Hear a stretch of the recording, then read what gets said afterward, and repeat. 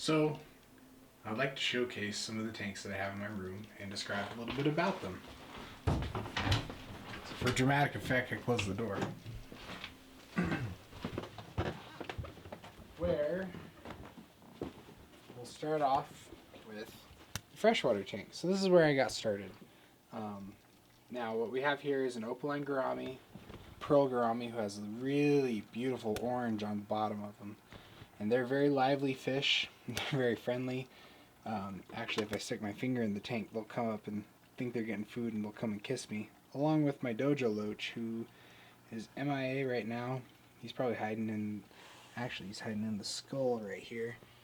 But, you know, freshwater tanks, they're very colorful, especially you can add plants. You can do a lot with them. The sky's the limit. You know, I have clover, some ferns. I'm not even dosing any CO2 or anything to make them really grow. I have some swords and some ferns. I have a piece of spider wood. You know, there's not a whole lot going on here. There's my dojo loach.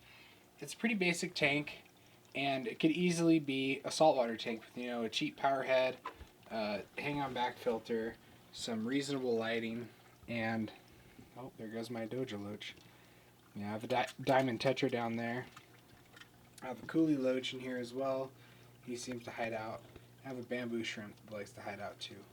So, you know, if you're going to make an affordable tank, this is the way to go. You know, I have just basic thermometer here, hang-on back filter, stock lighting. You can change up the lighting. You can do, I think Current USA makes some pretty reasonable lights that are quality. J-Bow power heads.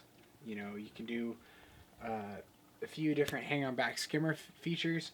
You could easily do a saltwater tank out of this, but this is the low end of the budget, and it's still a really enjoyable tank. I love watching these freshwater fish. Even if you want to stick with freshwater, you can do planted freshwater, or you want to stick with saltwater. It doesn't really matter. But these rimless aquariums, especially this JBJ aquarium, has been very good to me. It was my first saltwater tank.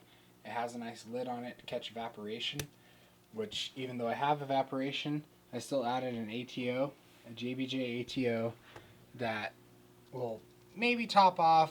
I'll have to add into this gallon bucket here. I'll have to add a gallon once a week, maybe a week and a half. Then I have a nice little Hydra AI 16 Prime 16 HD that it just does everything I need it to. It's turned way down. I don't have much going on in there. I just have some GSP and anemone. This used to house my clownfish and my Banggai cardinals while I was waiting for my big tank to go. But I have some simple stuff in there. I have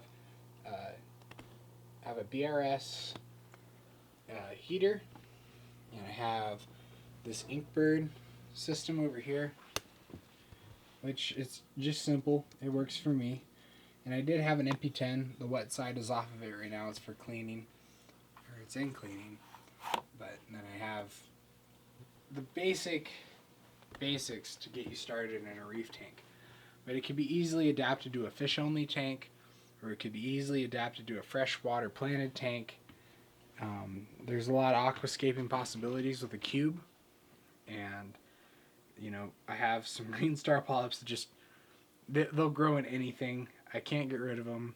I have tons of live rock in here that I just want to get rid of. And the only reason I have this going is because I have my anemone in there. So now we'll continue on to my cameraman / roommate / best friends tanks. Oh.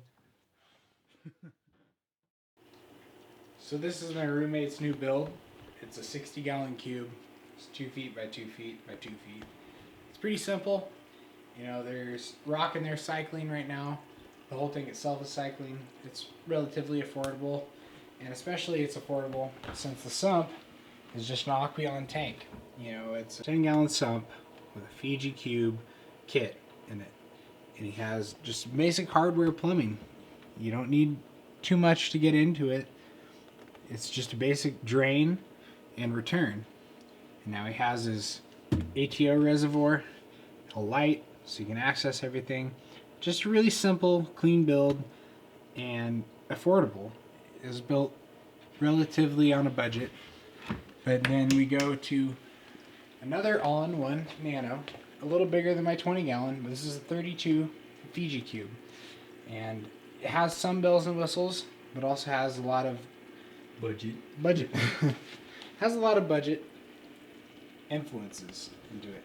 Now, we have some really awesome corals in here. We have Montipora capricornus, we have an anemone, we have some green star polyps, some zoanthus that are closed up, we have a torch, we have an urchin, we have a skunk cleaner shrimp, peppermint shrimp, 2 ocellaris clownfish. One has a little bit of Darwin in them, a little black, and then we have 2 pajama cardinals. An AI Nero 3 powerhead. It's already growing a lot of coralline algae on it, which the urchin actually eats coralline algae, so I see a lot of bare spots on the rocks. This tank is just thriving. I kept some of my corals in here while I was building my 90 gallon that we'll get to in a minute. It has an AI 32 light, and this tank is just well balanced. It's working well. There's a lot of stuff everywhere because we're in the middle of another tank build, but overall this thing is just kicking ass. I love it.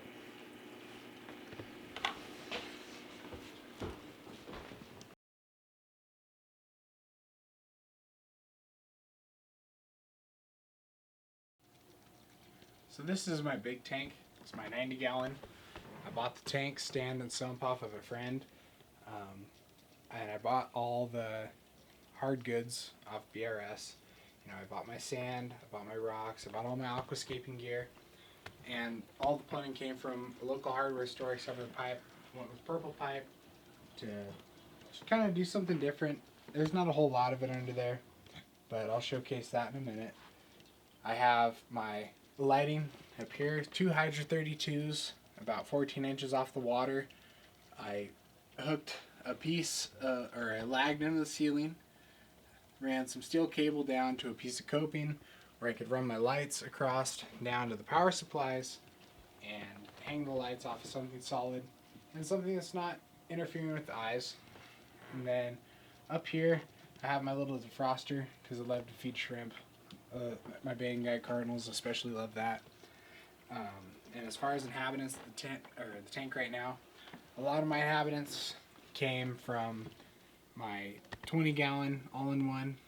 So I have 2 little black Darwin clownfish. I have 1 misbar that became the dominant female, and as you can see, they're always hungry and they're always curious. And I have 2 Banggai cardinals. I have 1 there, 1 over here. They're really pretty. I love those. They're just super silver, and they have these little bright little dots on them that just captivate me. I love those fish so much. I love the way they swim. And then I have a piece of Acanthophilia lordhoensis down here that is filling nicely. They're nice and plump. I recently just finished the cycle. I just caught this tank going. And then I have a piece of green goblin Anacorpora that I bleached it, and it came back. It's starting to get green and brown underneath, which I like to see. I'm just going to let that do its thing. I have a piece of Blastomusa up there in the rocks. It's not glued in or anything. It's just stuck in with a frag plug. I'm going to find a spot for it eventually, along with my hammer coral that was opened up earlier, but it's getting late, so it's closed up a little bit now. But it's on the frag plug as well. And then I just have some green star polyps that I've had for years. But eventually, I'll be adding some zoanthids on this island rock out here, a lot more SPS up top, some Montipora capricornus, and I guess we should talk about when I'm running for a flow. I have my power heads over here, 2 ice cap gyre 2Ks. They're doing wonders. I like to run 2 of them because I have that pyramid in the middle. I like to have some differentiated flow from each side as well. And now we should go underneath. So underneath I have a 30 gallon sump. I have a single drain with a gate valve that flows into my Clarity SK5000.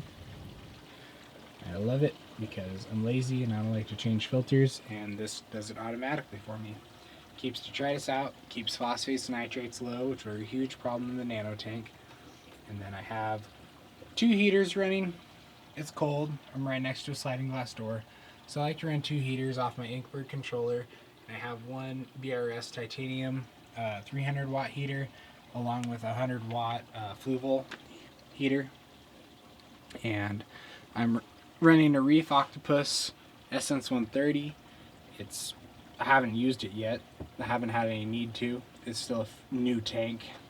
It's just sitting in here collecting dust. But I have a Coral View Hydros controller in my tank. And off that I run a pH probe. I run my ATO, which came with it. And I run, I plug in my Clarisy and my protein skimmer off that, so I can turn them off if there's any problems. And then I can also control, off the Hydros app, I can control my 2 gyre pumps as well. And I do have a Sicce Synchrosilent SDC 800 GPH pump on it right now, but I recently upgraded, which I will be installing here shortly, is the Vectra S2. And I can't wait to install this pump. It is so awesome. But I have Softline. It's currently set up for Hardline the way it comes in the box, but it will be a welcome addition to the tank.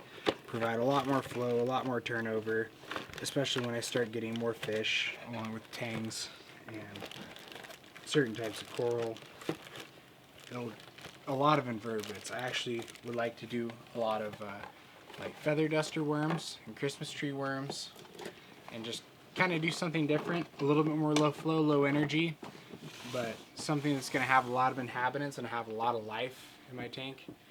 And you know, you could go either way. You could either go the Petco route, where you have a tank that's just 20-gallon basic, keep a couple clownfish, you know, nothing too special, but everybody will recognize that you have a saltwater tank in your house and it'll be something special to you. Or you can do something over the top, like what this is going to be. Even though it's not that big, you know, it's very costly, but and labor intensive, but overall worthwhile, because it's going to give myself and the rest of my family a lot of enjoyment for many years to come, as long as I keep this tank.